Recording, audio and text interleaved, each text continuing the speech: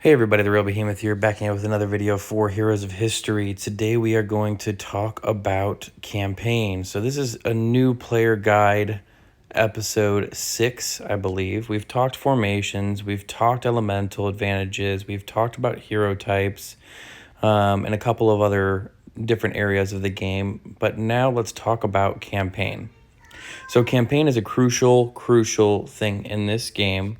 And part of the reason why it's crucial is you have task rewards that you're supposed to be completing alongside it. It looks like I haven't collected a few there, which provides some portal pulls and also provides some experience points. And it helps you really progress in the game with these rewards on the right. Provides RP, provides land expansions, which is a premium resource in the game. And it also provides gems, which is very valuable, especially when you are a free-to-play player. So, what are some of the small tips, tricks, things that you need to know in order to successfully push through campaign? Well, first off, when you're doing campaign, focus on completion over stars first. Get as far as you possibly can in campaign. I'd recommend, retrying levels. If you get hard stuck, retrying levels every week or so to see if you genuinely are hard stuck or if it is a little bit of RNG based and you can get through it. After X amount of attempts, right? Using the same composition or changing things up slightly, things of that nature. But you want to focus on completion first so you can get things like this expansion and make sure that you're progressing across the board throughout your game before focusing on stars. Focus on stars afterwards once you need the specific research materials. So, for example, a good example of it is right here, right? You see that I've fully completed 32, have not fully completed 33, but you want to complete these -9 levels that will typically give you the era research materials needed in order to progress your eras efficiently. Now, with this, you can easily auto victory these levels and get the research materials needed to progress your eras ahead of time. And you can actually see these ahead of time if you go over to your eras. So if you can see here, I need 17 of these bands. Well, I also need 20 here. So I already have all the bands needed. Same thing with this. I have 36 out of 26. And that's just from farming some of the other levels when I needed other mats. But I prepared myself all the way back, around this level to fully complete this research level. Now, I myself am hard stuck in campaign on 37-3. The level's really difficult for me to beat, but I am needing some research materials that come later in this chapter and in chapter 38 for my next era. So that's going to be a little bit of difficulty that I'm going to be experiencing, and so I'm having to level up my heroes right now in order to proceed. But I've focused on pushing through every single level first, and then later on when I have excess stamina, like I do now, I'll go back and I'll go ahead and mass complete these levels. So this -6 level was the one that I had 2-starred on this, and that's the last one that I have left in order to fully complete those. Now, we've talked about formations. Formations are very important, but the other thing that we need to talk about is waves. So the number of waves is very important. So, for example, you see 2 waves there, 2 waves there, 3 waves there, and then there are some that also have 1 wave. Let's go ahead and try and find one. Here we go. Well, this is a bad example because it's a 1v1, but some of them have 1 waves.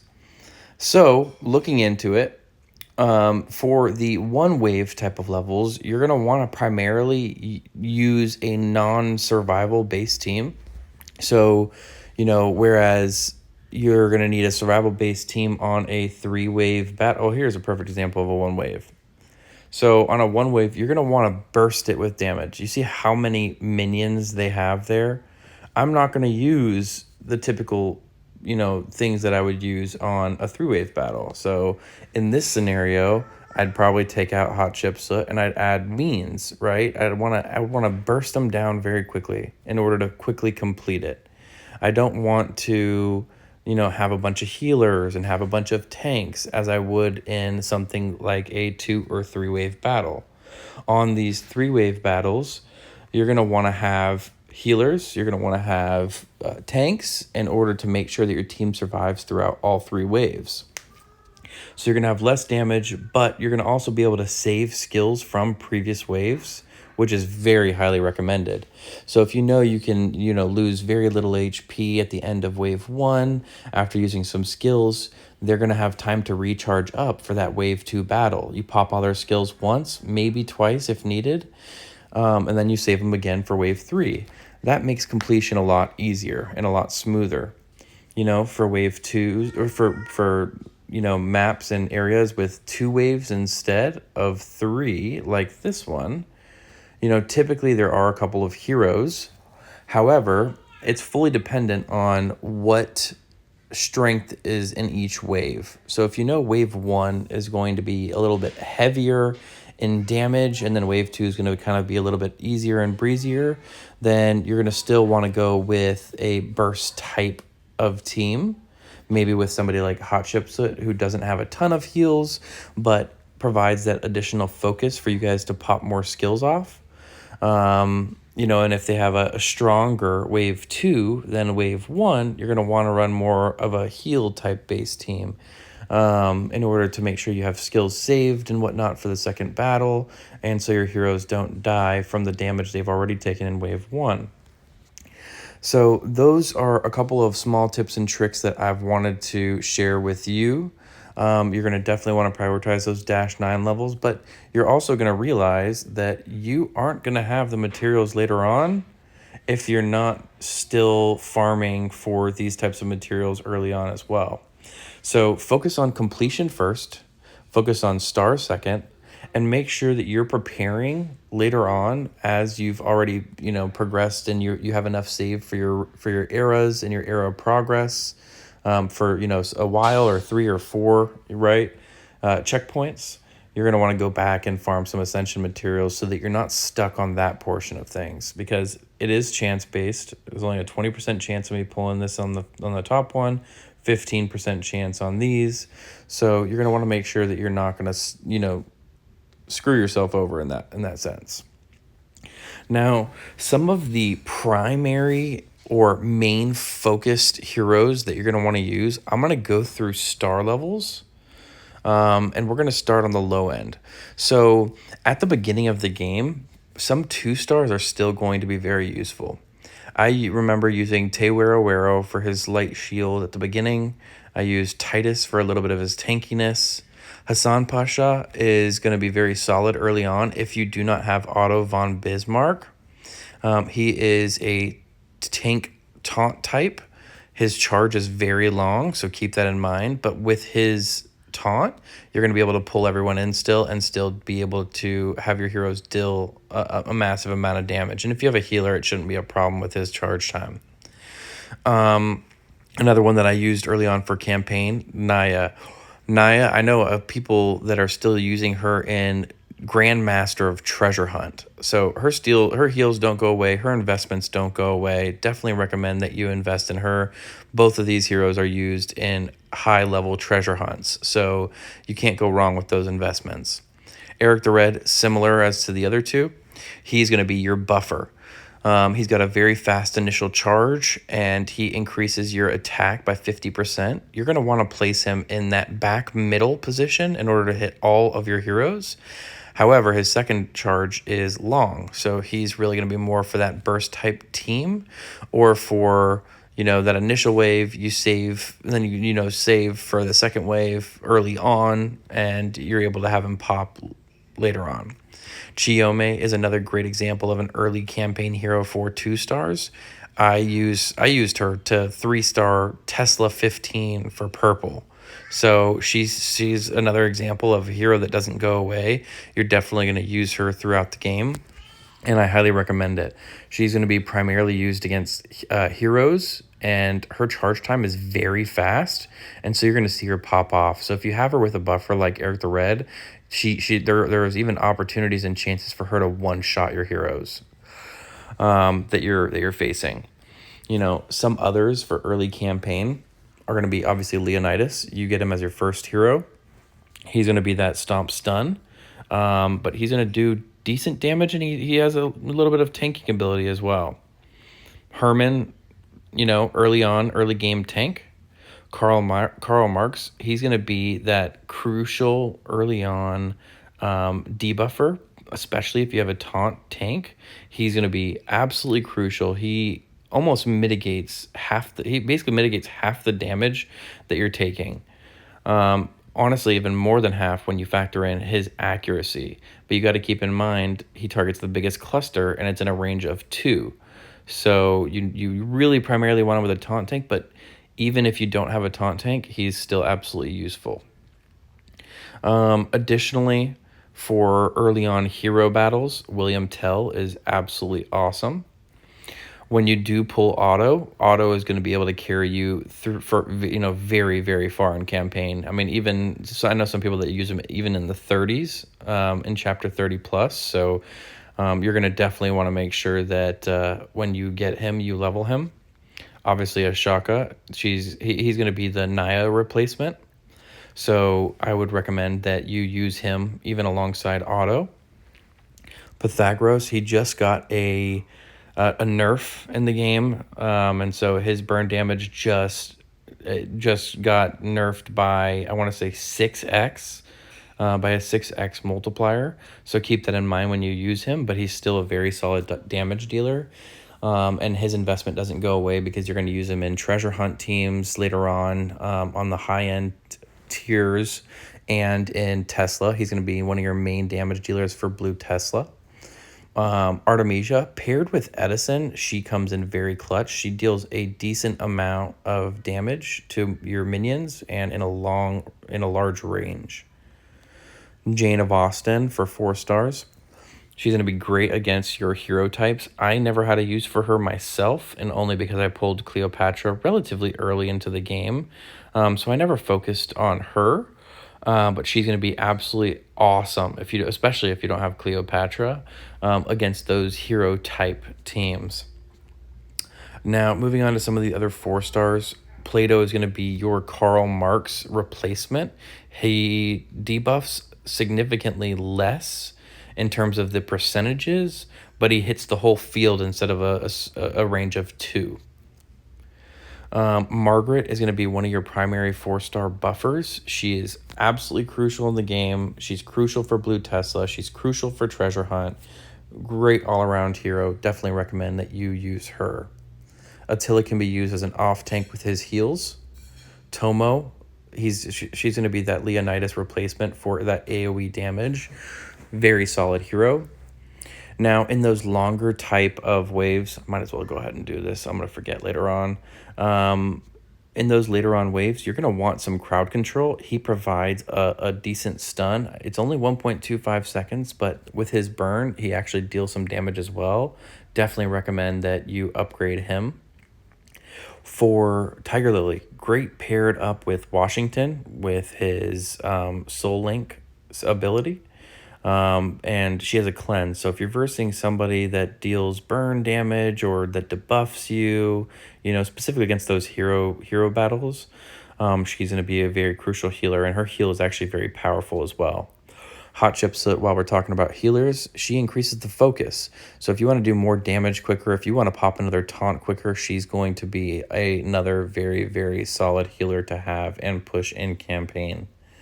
Van Gogh, after his nerf, he's okay, still going to be very solid to use. He has got a decently quick charge time, and he does a decent amount of damage, but his skill isn't as predictable as I would like for it to be. Sometimes he'll throw it in a very odd location, and honestly, his ability, for me, it doesn't even throw it to the biggest cluster every single time. So keep that in mind when you're using him.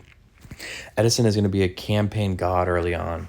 Early in mid-game, he's going to be a campaign clutch hero, but you have to pair him up with somebody that is going to taunt after or right before you use his skill. So otherwise, he's going to suicide. He's a glass cannon type of hero. Kin, he is in my personal opinion, he's the #1 overall hero in the game. His kit is unmatched. He deals damage. He heals. He does it all. He has a little bit of tankiness to him as well. Means alongside him, especially when you have his ability maxed. Means does great damage. His charge time is super low, especially with his initial charge, being 1 second. Same with Edison's. Edison's is 0 seconds, but Means at 1 second with his initial charge. He has a massive, massive range. He reduces movement speed. He burns your enemies. And at max ability, he actually gives you and your team an attack buff. King Minos, just now released to the regular portals, going to be very solid. I still use him as my main hero for tanking. So I have got nothing bad to say about him. He's, in my personal opinion right now, for me, the best tank in the game that I have on my roster right now, paired with a maxed Abacus, because he self-heals, has a defense buff, and paired with a healer, he dodges a ton of attacks. So keep that in mind.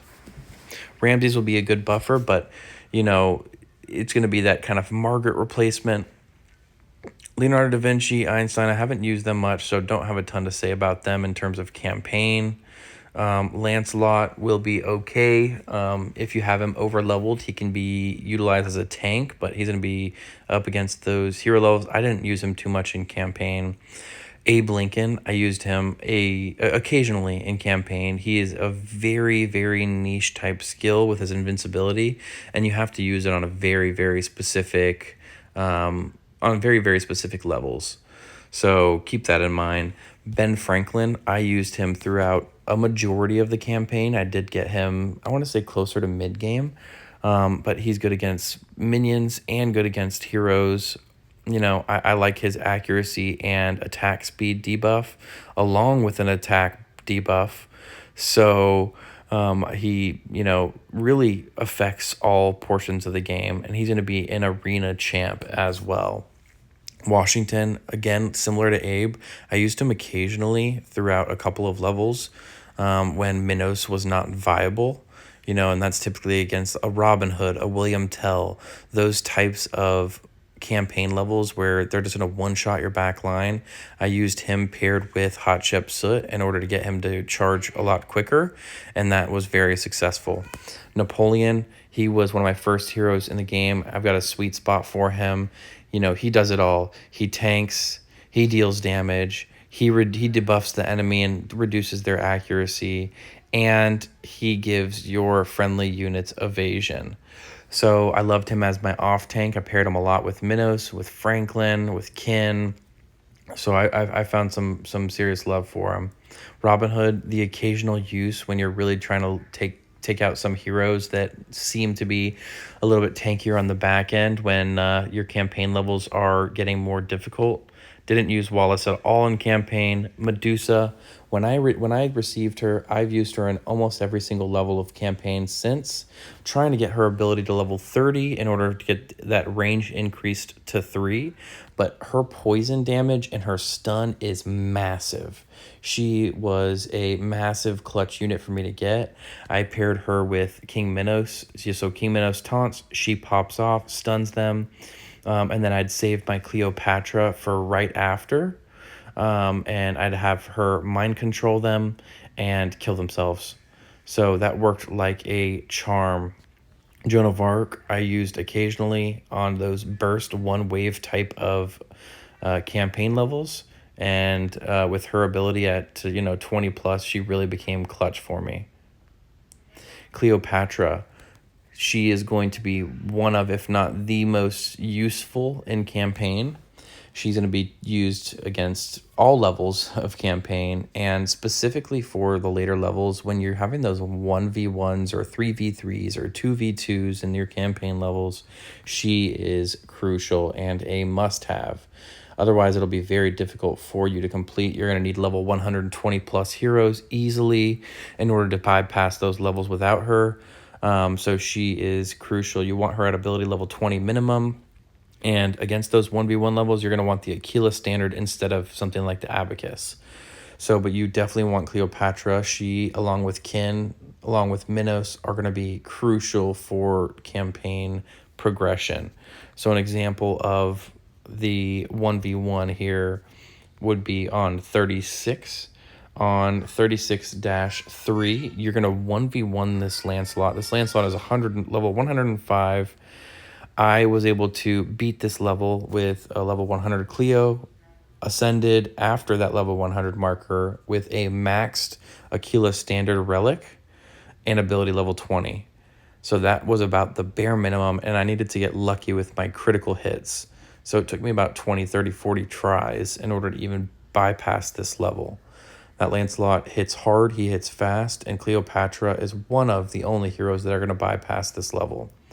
And at an earlier level too. So I could have gone and used Lancelot. You can use Achilles. However, your Lancelot needs to be significantly over-leveled because these enemy units have some buffs alongside them, typically in order to make them a little bit stronger than the level that they show.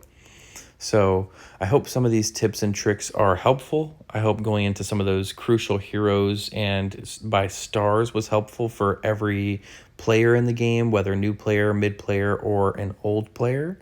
Hope you guys enjoyed this video. Please leave a like and subscribe, and I'll catch you in the next one.